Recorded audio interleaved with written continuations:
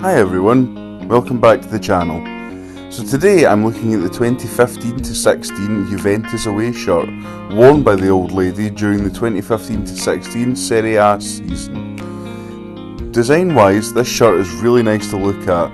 The red sleeve cuffs and red and white band across the middle of the shirt are really eye-catching and look fantastic against the bold pink of the main body of the shirt.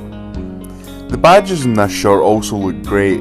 Adidas went for a combination of embroidered Adidas logo and stars with a heat pressed fabric club crest and standard heat pressed sponsor logo. Material and texture wise, the shirt is made from Adidas Climacool material, which looks and feels fantastic, and the shirt overall feels extremely sturdy and comfortable. As you can see from the close-up shots, the texturing and details on the shirt and badges look really good, with the red accents and the long sleeves being particular highlights for me. Overall, I'm really happy with this one, and I'm definitely interested in having a look at more classic Juventus kits in the future. Let me know in the comments what you think. As always, the link to where to find this shirt is in the description box down below. Look after yourselves and have a great day.